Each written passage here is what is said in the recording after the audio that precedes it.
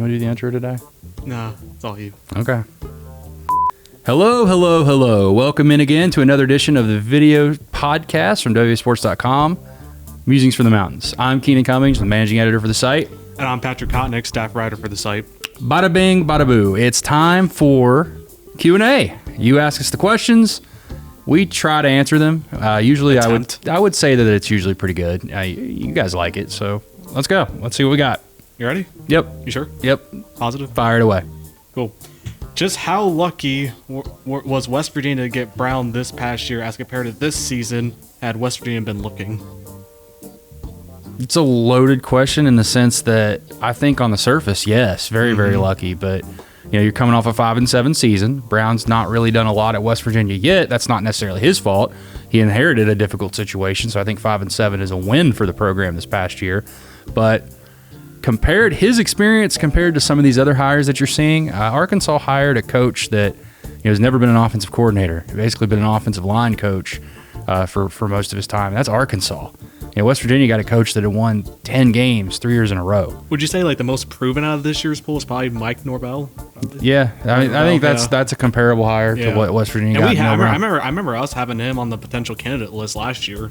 For Memphis, out of Memphis. Yeah, I think that's comparable, but I mean that's Florida State getting him. West Virginia was able to get Neal Brown, and I think not only from the perspective of a football fit, it's a cultural fit. He gets it. He gets it in a way that arguably Dana Holgorsen never got it here, and understands the fan base and kind of the way they tick. And I think that makes the match all the more exciting. Especially with the optimism. You win that last game, win 2 of 3. People are believing. On the road too. On the road. Yeah, people are believing. Second question here in the ever so entertaining world of recruiting: what will be an important recruiting area that the staff needs a pipeline to?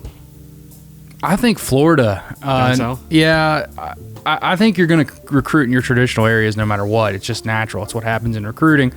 But Florida, West Virginia got away from Florida a little bit under Dana Holgorsen. Some of that, I can't blame him. I cover recruiting for a living. That's a different breed of prospect. They'll tell you one thing, do something the next. It's very herky-jerky in a sense. But, West Virginia's trying to get back in recruiting. They added a commitment this week from Daryl Porter. They're in on some other guys in the future as well. So I think Florida, it's been good to West Virginia over the years. You could make an all-time team just of players that have came from Florida and made an impact up here. And there's a lot of speed. And the thing about Florida that makes it such a good recruiting ground, such a fertile recruiting area, is there's too many players for all those schools down there to take. They all can't stay home. A lot of them are going to get out. A lot of them are going to look at different options, and it's a place where a lot of them aren't afraid to leave too, and that's an issue in some areas. Now, going back to team stuff, one of the biggest concerns that we said, one of the biggest storylines that we've said is the offensive line. This is what this next question focuses on. Can West Virginia really put a line out there next year that can create a push? If so, who are your predictions for our top 7? Gamble is a good ad, but I'm struggling with the rest. Is that throwing everybody else under the bus? I guess. I mean, that's how it's worked. I don't think it's. I think it's going to get better, guys. It can't get worse. It just can't. Pass blocking might get a little bit worse with your tackles, but your interior was your problem in the run game. And those guys are going to be a year older, year stronger. They're going to bring in some more guys. As for a top 7, that's anybody's guess at this point. I'm not dodging the question, because I think you're going to see a lot of the same guys from last year, but who they add over the next couple weeks, the next week in January, if they add any transfers, that's going to shake this whole thing up. It's going to be one of those little, shake it up and you won't be able to see. So I think obviously they're in on the Florida transfer, Chris Blake. They're in on some other guys, some junior college guys that they could add. So I think that it's going to be different than what it is now. But I am optimistic. It is their number one concern. They've made it clear that it can't happen again. Last year was absolutely pathetic. The coaches would be the first people to tell you that.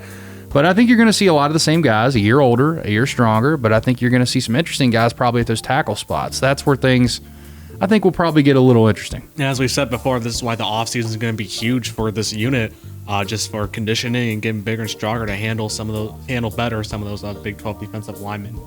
Now, staying with the offensive side of the ball, update on the running back situation, especially Webb and Petaway, since it looks slim on Baldwin. Chances we see either in a West Virginia uniform next season. Well, LaDamian Webb is the junior college running back from Jones, same place as Lacavius Daniel, the cornerback that officially visited over the weekend. West Virginia's in the mix. They've prioritized him. Kind of moved on from Lamy Constant and put everything they got into getting him. Visited him, the past 2 weeks. They've stopped in to see him. I'd be surprised if you see him take an official visit until after the early signing period. I think he's going to be a guy that visits in January because he is a May graduate. That means you don't want to kind of blow your shot early and run the risk of not being able to sign him. He's told me he wants to take a few official visits. West Virginia is one of those. They've been on him early. Second team JUCO All-American too. So you look at his tape, it really stands out. I think he is the guy to circle, to watch in terms of that running back spot, and I think they're going to put a lot of focus on him, especially once that calendar opens up. One of those spots that we've talked about potentially saving, I think is going to be for him for sure. That's a guy that they really want to add. As far as Pettaway, from what we were told, he's going to come back and he's going to play at West Virginia. Does that mean it's going to happen? Who knows? Some of these situations are fluid. You've seen guys in the past, say they're going to come back and then end up leaving. I can tell you this, though, for sure, as of this taping, he is not in the transfer portal. So at this point, we'll see what happens. If he leaves, you still have a couple backs. You obviously got a few guys, and then you hope to add Webb in the late period, but it's not incredibly dire. I think what West Virginia has to do is get more production out of those backs that do play. You got to start making some guys miss, and you got to start breaking some tackles, and obviously things have to get better up front. Another personnel question. This is also the second to last question that we have for you today. Quanto Reigns, any insight on where he'll suit up? Good guys / bad guys? Not sure what that last part is all about. Well, it's not going to be Pittsburgh. Talking to our Pittsburgh site, they're not interested. He put his name into the portal a few weeks ago. Didn't play the last 2 games of the season, I believe. Wanted an opportunity, he said, to get closer to home.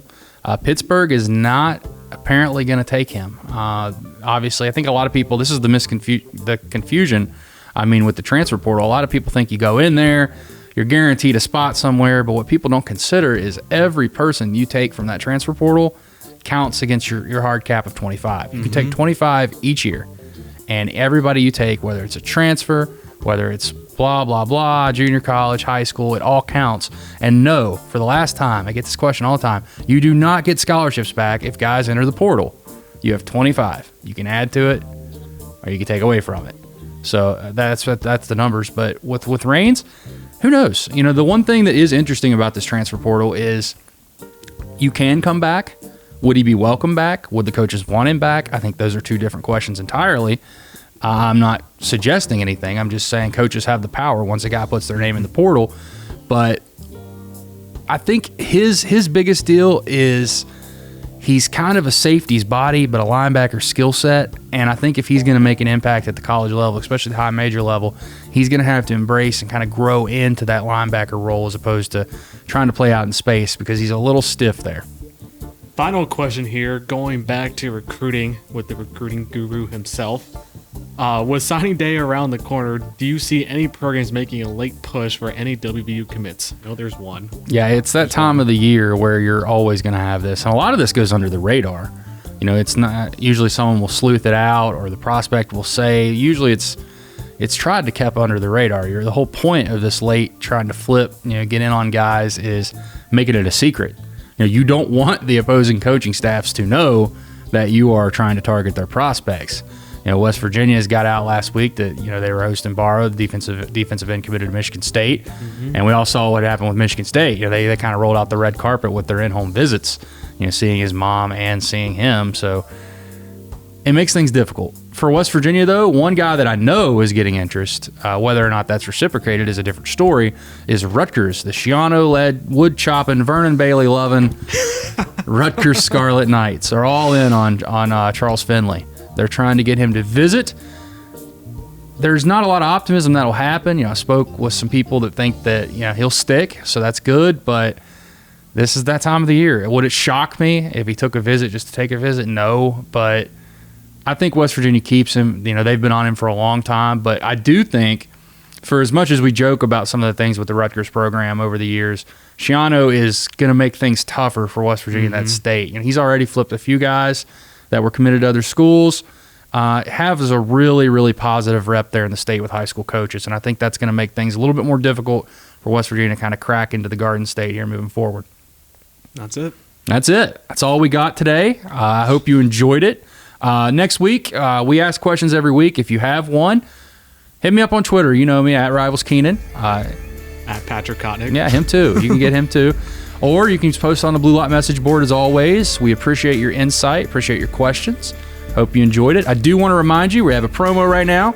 25% off an annual subscription. That's a good deal. Yeah, that's fun. But you know what else is even better? Getting free gear. We'll give you a gift code for $75 to get Nike gear of your choice. West Virginia jersey, hat. They even have shoes on there. Say gift code? Yeah, gift code. Okay, I'm not sure if he meant to say a gift card. No, they call it a gift code. Okay. But anyways, they'll email it to you regardless. But thanks for tuning in again. This has been another edition of Musings from the Mountains.